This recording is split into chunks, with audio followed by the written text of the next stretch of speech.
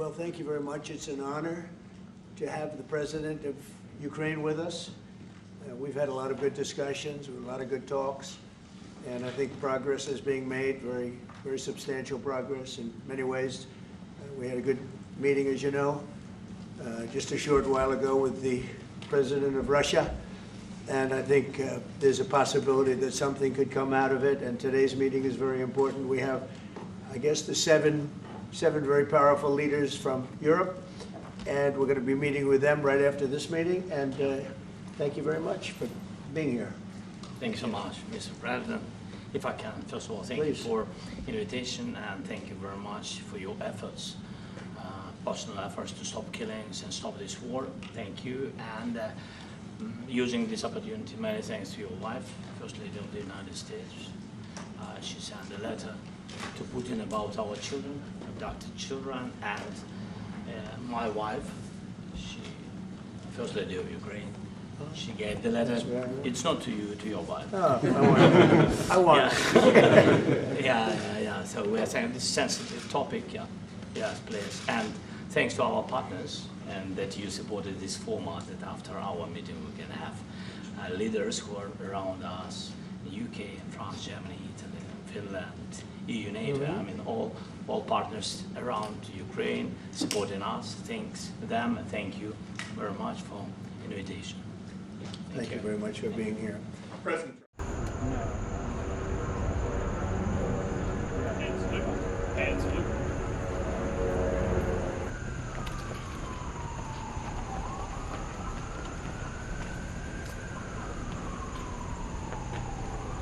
Right, yeah. Hands salute. Hands salute.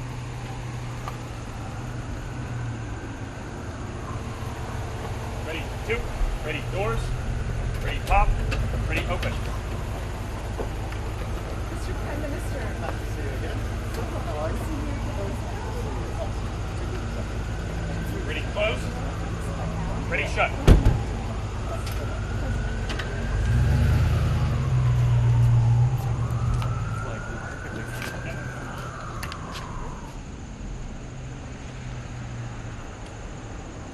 Hand salute. Hand salute. Ready, two. Ready, doors. Ready, pop. Ready, open.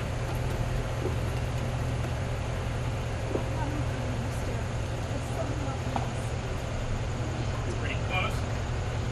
Ready, shut.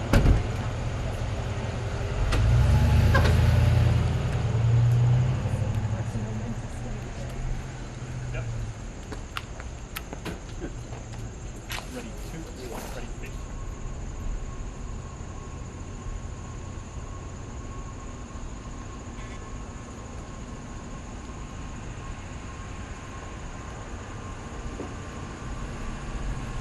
Hand salute. Hand salute.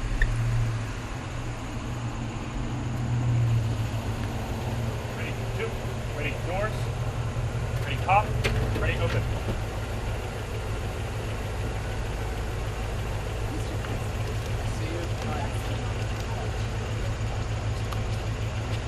Ready, close. Ready, shut.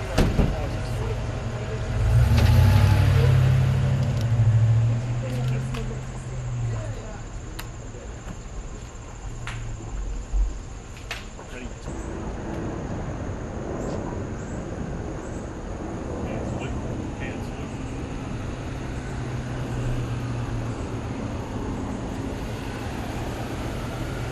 Ready, two. Ready, doors. Ready, pop. Ready, open.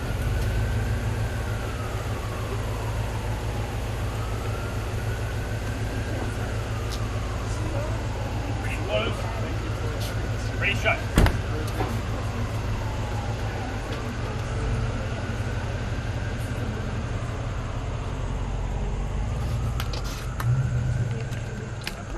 Ready. Hand salute. Hand salute.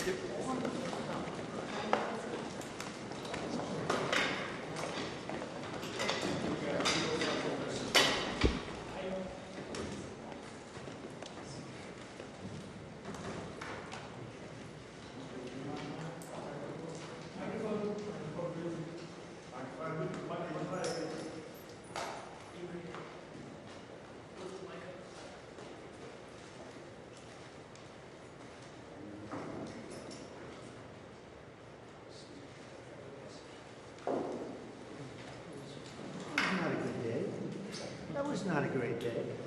See the picture.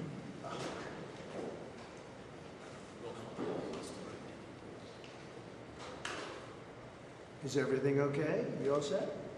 Thank you very much. Thank you very much. Appreciate it.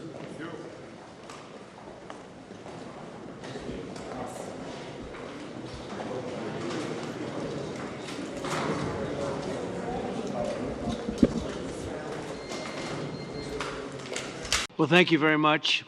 It's a great honor to have you here.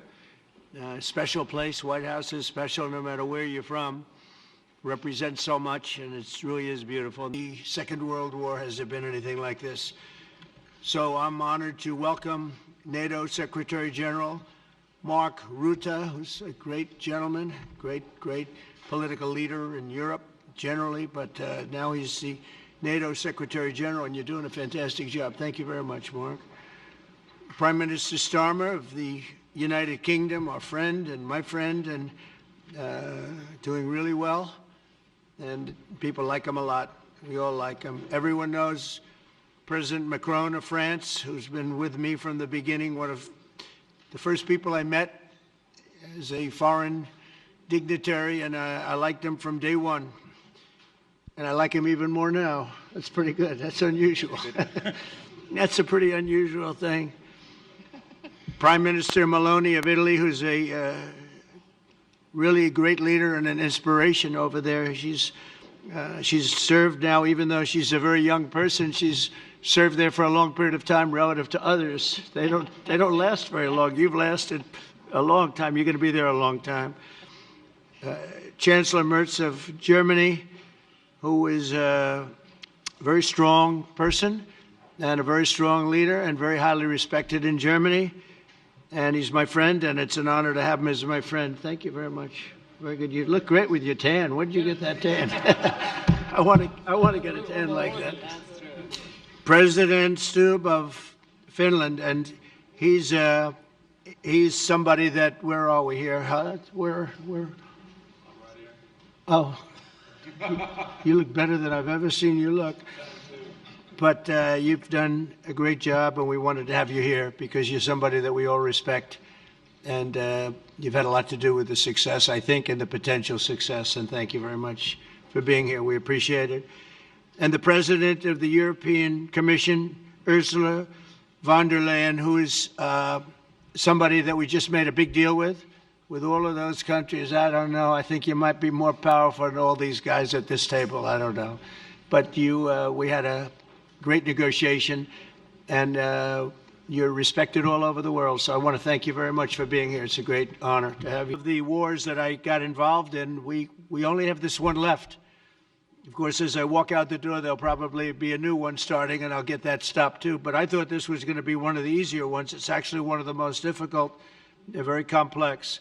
The next step would be for a trilateral meeting, and that will be worked out. And I just look forward to working and having a great result. We're going to spend a lot of time today talking about, and we're really honored you guys came over. I mean, these are the heads of major countries and respected all over Europe. And they speak for, largely, I think I should say, but pretty much for the other countries of Europe. And we will come to a resolution today, I think, on almost everything, including probably the security. And that's pretty much the story. I'd like to say, Mr. President, would you like to say something? You have the media. If you want, you could come over and you could stand, you could use mine, or you could just turn around, whichever you feel comfortable with. Thank you so much. I can speak without microphone.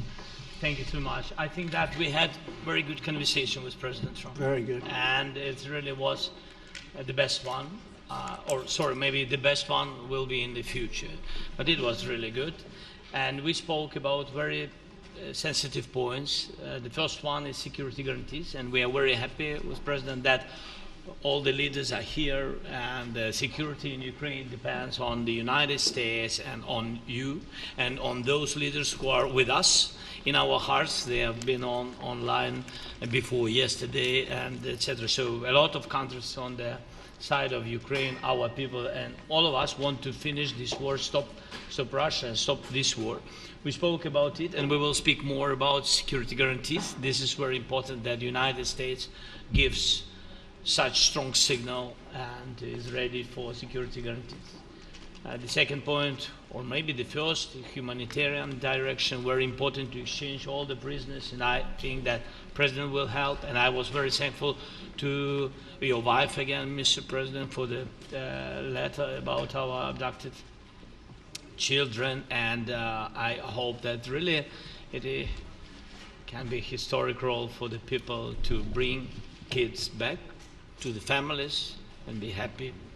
Get the people back, yeah. Yes, this is so important, and I'm happy that we discussed it, this track with the President Trump, and I hope that we will find decisions. And then what is very important, that all the sensitive things, territorial, etc., we will discuss on the level of leaders during trilateral meeting, and President Trump will try to organize such meeting, and he said that he will come or not come. Ukraine will be happy if you will both participate. Want me there, I will be there. Yeah, thank you. And I think this is very important. Yes, so security guarantees, bringing kids back, and all our people, not only warriors, first of all warriors, and all the civilians, journalists, a lot of people in prison. So we need them back.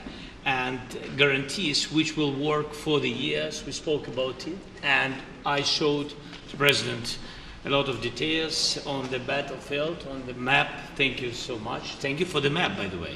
Good map. It was great. Yeah. I'm thinking how to take it back. We'll get you. No. I think that we had constructive, specific meeting, and I'm very thankful to all the leaders who are here, and you help a lot.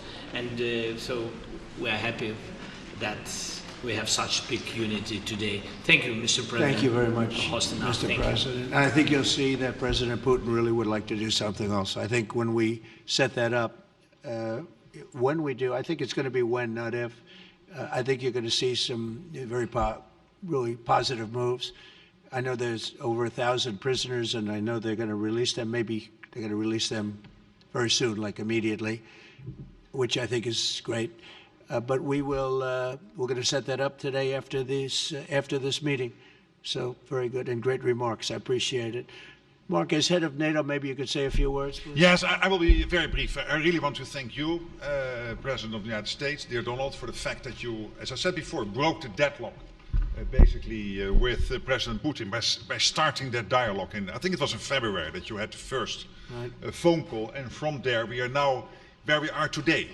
And that is, I think, if we play this well, we could end this. And we have to end this. We have to stop the killing. We have to stop the destruction of Ukraine's infrastructure. It is a terrible war. So I'm really excited. And let's make the best out of today and make sure that from today onwards, we get this thing to an end as soon as possible. I really want to thank you for your leadership, what you are doing for Volodymyr, but of course also all the European colleagues. It is really crucial. And the fact that you have said, I'm willing to participate in the security guarantees is a big step. It's really a breakthrough, and it makes all the difference. So also thank you for that. Well, NATO also has agreed from 2% to 5%, which is something that is a massive amount of money. And it's 2% that wasn't always paid to 5% that is paid. That's a big difference. And so we appreciate that. That was a great move. Thank you very much. Ursula, maybe on behalf of the Commission, you could say a couple of words. Thank you very much. It's a pleasure to be here, and it's a very important moment. Indeed, we are here, Europeans, as friends and allies. We had a fantastic NATO summit. Together as the two largest and biggest economies in the world, we had the largest trade deal ever agreed. And now we are here to work together with you on a just and lasting peace for Ukraine. Stop the killing. This is really our common interest, stop the killing. And indeed, it's very good to hear that we're working on the security guarantees, Article 5 lies security guarantees, so important. But I want to thank you also that you mentioned the thousands of Ukrainian children that have been abducted. And as a mother and grandmother, every single child has to go back to its family. This should be one of our main priorities also in these negotiations, to make sure that the children come back to Ukraine, to their families. Thank you. And we did. I was just thinking we're here for a different reason, but we just a couple of weeks ago made the largest trade deal in history. So that's a big thing, and congratulations. That's great. Thank you very much, Ursula. Mr. Chancellor from Germany, a very great leader. Mr. President, Please. dear Donald, many thanks for having us today. I think this is extremely helpful that we are meeting and hearing that the two of you are having such a good meeting today here in Washington. The next steps ahead are the more complicated ones now. The path is open. You opened it last Friday. But now the way is open for complicated negotiations. And to be honest, we all would like to see a ceasefire, the latest from the next meeting on. I can't imagine that the next meeting would take place without a ceasefire. So let's work on that, and let's try to put pressure on Russia, because the credibility of these efforts we are undertaking today are depending on at least a ceasefire from the beginning of the serious negotiations from next step on. So I would like to emphasize this aspect and would like to see a ceasefire from the next meeting, which should be a trilateral meeting wherever it takes place. Well, we're going to let the president go over and talk to the president, and we'll see how that works out, and if we can do that. I will say, and again I say it, in the 6 wars that I've settled, I haven't had a ceasefire. We just got into negotiations, and one of the wars was, as you know, in the Congo was 31 years long. Another one that we settled last week with 2 great countries was 35 years going on, and we had no ceasefire. So if we can do the ceasefire, great. And if we don't do a ceasefire, because many other points were given to us, many points were given to us, great points. Please, Georgia, go ahead. Well, thank you very much, Donald, Mr. President, for hosting us today in this important meeting. And I think it is an important day, a new phase, after 3 years and a half that we didn't see any kind of sign from the Russian side that there was a willing for dialogue. So something is changing, something has changed, thanks to you. Thanks also to the stalling in the battlefield, which was achieved with the bravery of Ukrainians and with the unity that we all provided to Ukraine. And the reason why I mention it is that we also have to remind that if we want to reach peace and if we want to guarantee justice, we have to do it united. So that's why it's a very good day, the one we are in. You can obviously count on Italy as it was from the beginning. We are on the side of Ukraine, and we do absolutely support your efforts towards peace. We will talk about many important topics. The first one is security guarantees, how to be sure that it won't happen again, which is the precondition of every kind of peace. I'm happy that we will discuss about that. I'm happy that we will begin from a proposal, which is the, let's say, Article 5 model, which was Italian at the beginning. So we are always ready to bring our proposals for peace, for dialogue. It's something we have to build together to guarantee peace and to defend the security of our nation. So thank you, Mr. President, for hosting us. Thank you very much. Emmanuel? Thank you, Mr. President, for organizing this meeting and for your commitment. And everything was said, but I just have to say here, everybody around this table is in favor of peace. And we work very hard, and we've worked very hard during the past few years to have a peace which is a robust and long-standing peace. This is why the idea of a trilateral meeting is very important because this is the only way to fix it. And by the way, I think as a follow-up, we would need probably a quadrilateral meeting, because when we speak about security guarantees, we speak about the whole security of the European continent. And this is why we are all united here with Ukraine on this matter. In order to organize such a trilateral meeting, your idea to ask for a truce or a ceasefire, at least to stop the killings, as we discussed, is a necessity. And we all support this idea. And in order to have such a long-standing peace for Ukraine and for the whole continent, we do need these security guarantees. And the first one is clearly a credible Ukrainian army for the years and decades to come.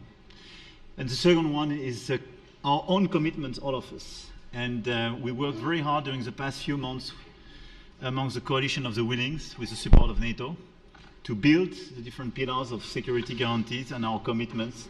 And you can be sure that the Europeans are very lucid about the fact that they have their fair share in these security guarantees for Ukraine, but their own security is clearly at stake in this situation. So you can count on us, as we can count on you, in order to deliver this robust peace for both Ukraine and Europe. Thank you very much, Emmanuel. Mr. Prime Minister.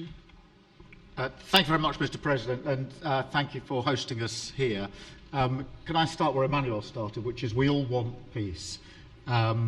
The war in Ukraine has had a huge impact, particularly on the Ukrainians who've borne the brunt of it, but it's also had an impact on Europe and on the United Kingdom. There's not a family or community that hasn't been affected. And when we talk about security, we're talking about the security not just of Ukraine, we're talking about the security of Europe and the United Kingdom as well, which is why this is such an important issue. I think this is such an important meeting. As a group, I think we've had a discussion on the phone a number of times, Mr. President, but be able now to be around the table to take it forward. And I really feel that we can, I think, with the right approach this afternoon, make real progress, particularly on the security guarantees, and your indication of security guarantees, of some sort of Article 5 style guarantees, fits with what we've been doing with the Coalition of the Willing, which we started some months ago, bringing countries together and showing that we were prepared to step up to the plate when it came to security.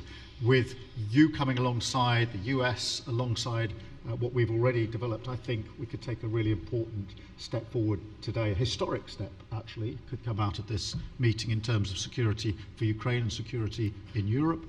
I also feel that we can make real progress towards a just and lasting outcome.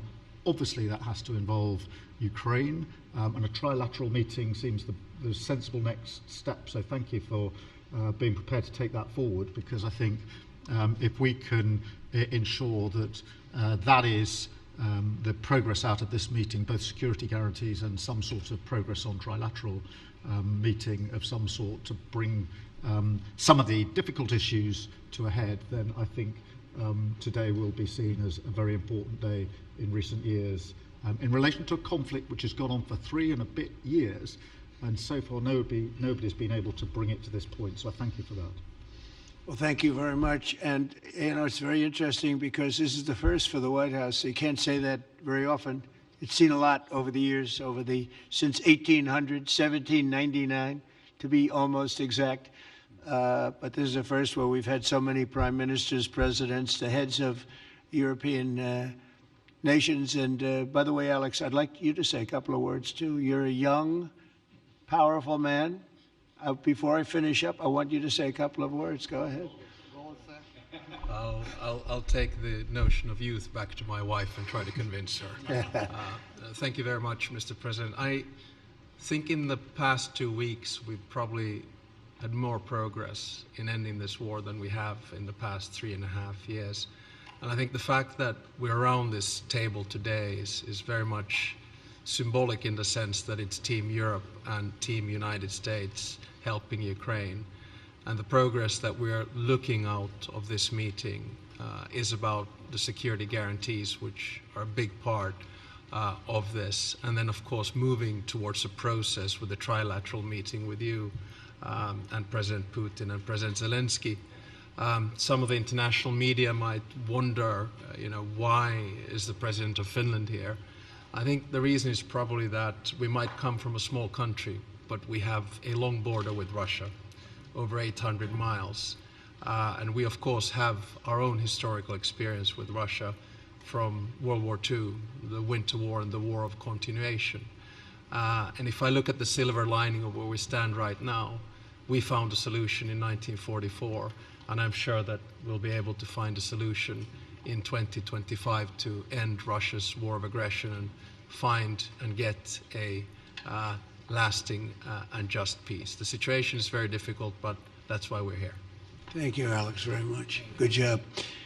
So we're going to be meeting for a while, and we're going to discuss some of the issues. And I don't think there's any issue that's overly complex. It's at a point now where people want to do things. I really do believe. I've known him for a long time. I've always had a great relationship with him. I think that President Putin wants to find an answer too. And we'll see. And in a certain period of time, not very far from now, a week or 2 weeks, we're going to know whether or not we're going to solve this, or is this horrible fighting going to continue? We'll do our best to get it ended. And I believe you have two willing parties, and usually that's good news, but two willing parties that want to make a deal. And we'll journey together, and we'll go over, and we'll see if it can be done. And it's possible it might not be able to be done. On the other hand, it's possible it will. And we're going to save thousands and thousands of lives a week. And so it's something we really have to do. And or at least we have to give it our best. It's all you can do. You can give it your best. But I think we may have a very good outcome. So I want to thank you all, and the media, I want to thank you. We're going to be staying here for a little while. Then we're going to walk over to the Oval Office, and we're going to have another little discussion about similar matters. And then they're going to go home to their great countries and report. And I'm going to remain here and work, and you're going to go and work. We're all going to be working we may be in a different location, but that's what we know how to do is work. But I want to thank the media. Has been actually very fair, generally speaking, very fair. I think it's important that they're fair, because this is a very important subject. We have to get it ended. And so that's all we ask for is fairness with the media. Thank you all very much. Appreciate it. Thank you very much. 1.5 years. So we need to stop this war, to stop Russia, and we need support American and European partners. And we will do our best for this. So, and I think we show that we are strong people, and we supported the idea of the United States, personally of President Trump, to stop this war, to make a diplomatic way of finishing this war. And we are ready for trilateral, as President said. This is a good signal about trilateral. I think this is very good. Thank you. Mr. President,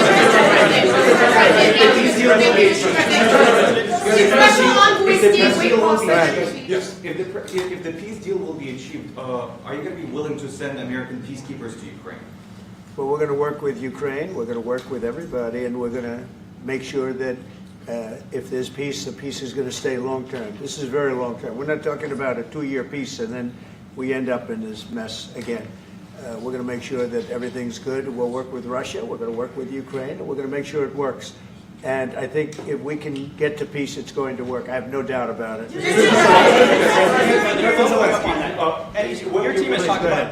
team has talked about security guarantees. Could that involve U.S. troops? Would you rule that out in the future?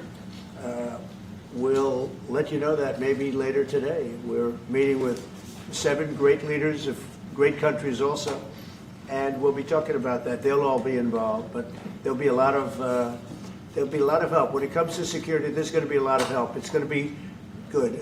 They are first line of defense because they're there. They're Europe, but we're going to help them out also. We'll be involved. Mr. President, Vladimir Putin mentioned that the war will not end without addressing the root causes of this war. Have you had an understanding what are the root causes of this war?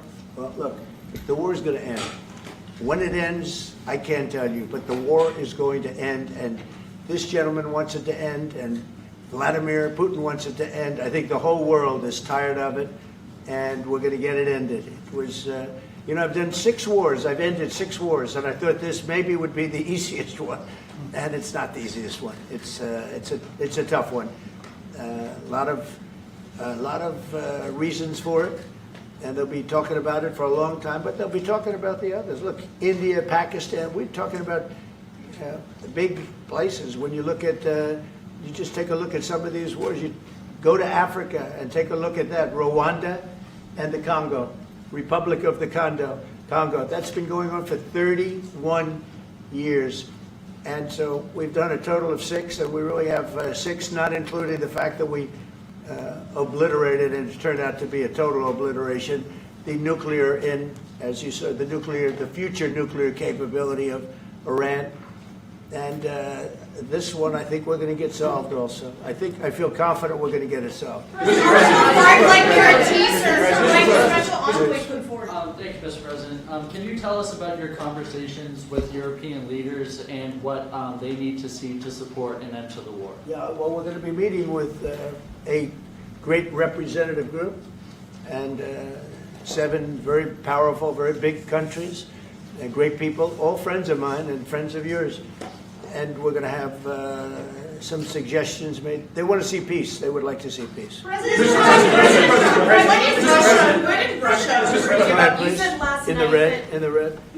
President Trump, do you think it's fair to, for Ukraine and for Russia to achieve a lasting and durable peace if Ukraine cedes its territories that Russia hasn't yet conquered? Do you think it's a fair peace for Ukraine?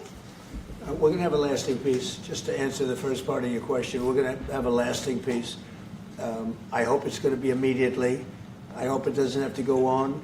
And I think people of the whole world is going to be very happy when that's announced. Mr. President, you posted on social media, Mr. President, a very touching letter from the First Lady. And the letter was hand-delivered to President Putin. And it calls for an end to the war, essentially, because of the children and the children's future. Why did the First Lady feel that letter was necessary? Was it because she believes that Mr. Putin is the aggressor in the war? Is a similar letter being hand-delivered to President Zelenskyy? So the First Lady felt very strongly. She's watched the same thing that you watch and that I watch. I see things that you don't get to see, and it's horrible. But when she's got a great love of children, she has a wonderful son that she loves, probably more than anybody, including me. I hate to say it, but she loves her son. She loves children, and she hates to see something like this happening. And that goes for other wars too. I mean, she sees the heartbreak, the parents, the funerals that you see on television. Always funerals. We want to see something other than funerals. No, she felt. It was a beautiful letter. It was very well received by him. And she did ask me to say, you know, she would love to see this end. She would love to see it end. And she says it very openly, very proudly, and with great sorrow because so many people have been killed. Mr. President, last week, Brian, go ahead, Brian. Yes, sir. I've got a question for each of you. First of all, Mr. President Zelenskyy, you look fabulous in that suit. I said the same thing. Yeah, you look good. I said the same thing. Yeah, looks good. I said the one that attacked you last time. Yeah. See, now I remember that. Yeah, I apologize to you. You look wonderful. No, my first question for you, President Zelenskyy. In the same suit. You see, I changed. You are not. Maybe yours is much better. Real quickly, upon peace, God willing we get peace, are you open to holding an election in your country? Yes, of course. We are open for election, yes. We have to do safety circumstances. And a little bit, we need to work in the parliament, because during the war you can't have elections, but we can do security. We need, maybe, how to say, we need a truth, yes, everywhere, in the battlefield, in the sky, in the sea, yeah, to make possible for people to do democratic, open, legal elections. So you say during the war you can't have elections. So let me just say 3.5 years from now. So you mean if we happen to be in a war with somebody, no more elections? Oh, that's good. I wonder what the fake news like this idea? Yeah. No. Speaking of news, I got a question for you. This sounds insane for me even to ask this, but do you think the American media really doesn't even want a peace deal because they've seen they've been so critical of you every step of the way as you lead the charge for peace? It's an amazing phenomenon. I said that if in the settlement you got Moscow, St. Petersburg, and thousands of miles around them, they would say I made a bad deal. The level of hatred and animosity is incredible. Not with all. I mean, we have great people up here. We also have terrible people up there that I think are told what to say. But, you know, in solving all of these wars, they don't even write about it. You know, I saw major wars. I saw wars that have been going on for 31, 35, and 37, and a couple of quicker ones. One that was going to go into a full-blown deal very quickly. You know what the one I'm talking about. It was a big one. But they don't even write about that. No matter what I do, no matter what, and you know, this is not anything to do with you. It's probably to your advantage in a certain way. But no matter what I do, no matter what deal I make, from my standpoint, you'll come out good. Maybe President Putin will come out good. But they'll say, Trump was absolutely horrible. It's just it. And I've lived with that for a long time. I've lived with it since just before the first election. I used to get great publicity.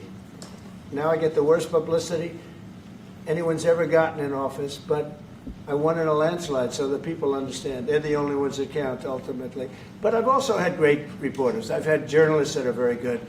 But it's very sad when you do the right thing. As an example, they said, because of the fact that Vladimir Putin came to American soil, this was a tremendous defeat for Donald Trump. No, it was really wonderful that he did it. It was a hard thing for him to do, to be honest with you. It was the opposite of what they said, but they said it. Now, if he didn't come, they'd say that was also bad for Trump. You know, there's no way. And there's just a great dishonesty of the press, and I think that's why it's lost its credibility. You know, its credibility is at an all-time low. We have a thing going on right now in D.C. We went from the most unsafe place anywhere to a place that now friends are calling me up, Democrats are calling me up, and they're saying, sir, I want to thank you. My wife and I went out to dinner last night for the first time in 4 years, and Washington, D.C. is safe, and you did that in 4 days. I'll tell you, it's safe. I had another friend of mine. He has a son who's a great golfer. He's on tour, and he came in fourth yesterday in the big tournament where Scotty Scheffler made the great shot, and he said his son is going to dinner in Washington, D.C. tonight. I said, would you have allowed that to happen a year ago? He said, no way, no way. He said, what you've done is incredible. And I think the people realize it. But the press says, he's a dictator, he's trying to take over.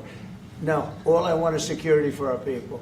But people that haven't gone out to dinner in Washington, D.C. in 2 years are going out to dinner. And the restaurants the last 2 days were busier than they've been in a long time. Thank you. I walked around yesterday with MTG. If you can walk around with DC with MTG and not be attacked, the city is safe. Thank you, Mr. President. Last week you warned of what you called severe consequences if a 30-day ceasefire or any type of ceasefire were not agreed to by Russia. Will there be severe consequences? Does that change because of I your don't meeting think you with need a President Putin? ceasefire. You know, if you look at the 6 deals that I settled this year, they were all at war. I didn't do any ceasefires. And I know that it might be good to have, but I can also understand strategically why, well, you know, one country or the other wouldn't want it. You have a ceasefire and they rebuild and rebuild and rebuild, and, you know, maybe they don't want that. But if you look at the 6 deals that we made peace and you know, long-term, long-running wars, I didn't do any ceasefires. Would I like the concept. You know, I like the concept of a ceasefire for one reason, because you'd stop killing people immediately, as opposed to in 2 weeks or 1 week or whatever it takes. But we can work a deal where we're working on a peace deal while they're fighting. They have to fight. I wish they could stop. I'd like them to stop. But strategically, that could be a disadvantage for one side or the other. But all of these deals I made without even the mention of the words ceasefire. President Zelenskyy, can you explain the decision to offer Ukraine Article 5-like security guarantees, but stop short of pushing for their full membership? Yeah, well, we haven't done anything on that yet. If you look back and you go back long before President Putin, it was always a statement that they would never allow Ukraine into NATO. So that was a statement that was made, but we haven't discussed any of that yet. We're going to be discussing it today. But we will give them very good protection, very good security. That's part of it. And the people that are waiting for us, they are, I think they're very like-minded. They want to help out all. Thank you, President. Thank you, President Trump. Are you disappointed there's no ceasefire, Mr. President? The United States has already given hundreds of billions of dollars to this war effort in Ukraine. At best, it is a stalemate, and the killing continues. So, President Trump, how much more is the United States willing to give Ukraine? And President Zelenskyy, how much more do you want? Well, I'll start off just by saying we're not giving anything now. We're selling weapons. This is something before, I guess the number is well over $300 billion. That was under Joe Biden, a corrupt politician, not a smart man, never was. By the way, go back 40 years, he was not a smart man 40 years ago either, but now he's in particular bad. This was done by a corrupt administration that shouldn't have been in, and frankly, if the right results of the election were given, if I were president, this war would have never taken place, and he would have been very happy, because he would have liked to have seen. I mean, they went through hell. He went through hell. This war would have never happened, and the people that were killed, a couple of million people, a lot of people with soldiers and everything else, and the people that have been displaced and forced into other areas and other countries because of what's happened, none of that would have happened. And I'm just saying that he was a horrible president, whether it was the borders or this. He was just a horrible, corrupt president. Mr. President, you want to I can. Thanks so much. So first of all, we have possibility now to buy weapon from the United States. We are thankful for this program and this opportunity. We are thankful for Europe. They pay for this, and through NATO program, for example, Pearl and etc. We have some programs where we can have some money to finance this, and this is a part. I think it's not a part for the war and to defend us. It also will be a part for security guarantees, to strengthen our army, to rearm Ukrainian army. This is very, very important. And it depends how much money we need to rearm. For example, the question of air defense, we spoke about it with President Trump, and I'm happy that we have now bilateral decisions and we work on it with production, American production. Nobody in Europe has so many air defense like Patriots, for example. We need it very much, and this is also about defending. I think the good news, we make the best military equipment in the world by far. You mentioned the Patriots. How good are they? Systems. We have systems. They're literally 100% foolproof, and it's really like shooting two bullets. You know, two bullets hitting each other in the air in a space like this. The chance is 100%. It's 99 to 100%. So we sell the equipment to NATO. And NATO does what, I don't know what the arrangement is that you have with, but I know that they want you to have the equipment. And we're getting the best equipment in the world, but they pay us for the equipment. Under Biden, it was just crazy what was going on. I believe the number is over 300. I think it could be $350 billion worth of equipment and money and everything else. And we've made more progress in settling this war in the last 2 months than they made in 4 years. This should have been settled a long time ago, but it should have never happened. Yeah, please. Real quickly, you pushed out on social media. All right, Brian, go first. You pushed out on social media about doing away with mail-in ballots and potentially electronic voting machines. Can you expand on that and how important Well, that's a very off-topic, just really quickly. Mail-in ballots are corrupt. Mail-in ballots, you can never have a real democracy with mail-in ballots. And we, as a Republican Party, are going to do everything possible that we get rid of mail-in ballots. We're going to start with an executive order that's being written right now by the best lawyers in the country to end mail-in ballots because they're corrupt. And you know that we're the only country in the world, I believe, I may be wrong, but just about the only country in the world that uses them because of what's happened. Massive fraud all over the place. The other thing we want change are the machines.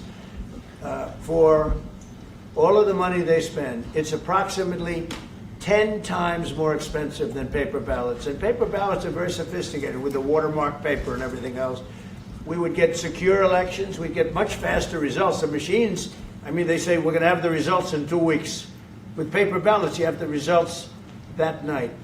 Most people, but most people, many countries use paper ballots. It's the most secure form. So between paper ballots, very, very important, paper ballots, and I think maybe even more important, the mail-in voting. We're going to end mail-in voting.